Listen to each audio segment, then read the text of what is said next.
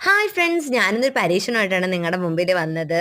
അപ്പം പരീക്ഷണം വിജയിച്ചോന്ന് ഞാൻ വീഡിയോയുടെ ലാസ്റ്റ് പറയാം. അപ്പം ഞാനൊരു മിക്സിയുടെ ജാറിലേക്ക് ഒരു മുട്ടയും 3 ടേബിൾ സ്പൂൺ പഞ്ചസാരയും ആവശ്യത്തിന് ഏലക്കാപ്പൊടിയും കുറച്ച് പാലും ചേർത്തൊന്ന് അടിച്ചെടുക്കുന്നുണ്ട്. അപ്പം ഞാൻ ഈ അടിച്ചെടുത്തേക്കുന്ന ഈ മിക്സ് നമ്മൾ തലേന്ന് അരച്ചു നല്ല കട്ടിക്ക് പച്ചരിയും തേങ്ങയും ചേർത്ത് അപ്പത്തിനാട്ടി വെച്ച മാവിലാണ് ഞാൻ പരീക്ഷണം നടത്താൻ പോകുന്നത്. അപ്പം ഞാൻ ഈ ഒരു സ്പൂണിന് 3 സ്പൂൺ മാവ് ഞാൻ എടുക്കുന്നുണ്ട്. ഇപ്പം ഇതിനകത്ത് 2 എണ്ണേ എടുക്കുക. വീഡിയോ എടുത്തപ്പോൾ കട്ടായെന്ന് തോന്നുന്നു.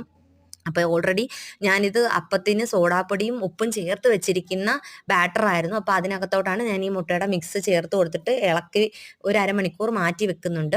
ശേഷം ഞാനൊരു നെയ്യ് തടവിയ ടിന്നിനകത്തേക്ക് കുറച്ച് മുന്തിരിയം ഇട്ട് കൊടുത്തിട്ട് ഈ മാവ് ഒഴിച്ച് ഞാൻ ഇഡ്ഡലി ചെമ്പിൽ വെച്ചിട്ട് ഒന്ന് ആവി കയറ്റി എടുക്കുവാണ് ചെയ്യുന്നത്.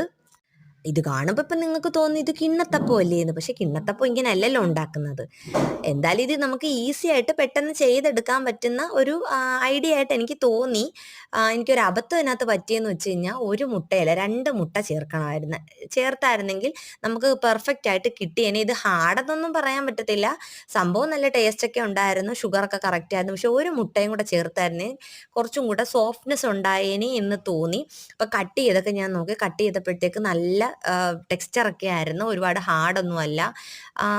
എല്ലാവരും ട്രൈ ചെയ്ത് നോക്കാം. പെട്ടെന്ന് നമുക്കൊന്നും ചെയ്യണമെന്നൊക്കെ വെച്ചാൽ ഇതൊരു ഈസി മെത്തേഡാണ്. അപ്പം എല്ലാവരും നിങ്ങൾക്ക് ട്രൈ ചെയ്യാൻ താല്പര്യം ഉണ്ടെങ്കിൽ ട്രൈ ചെയ്ത് നോക്കണം. കുട്ടികൾക്കൊക്കെ ഒരുപാട് ഇഷ്ടമാവും. വീഡിയോ ഇഷ്ടമായാൽ എല്ലാവരും ലൈക്ക് ചെയ്ത് സബ്സ്ക്രൈബ് ചെയ്ത് സപ്പോർട്ട് ചെയ്യണേ. Bye, see in the next video.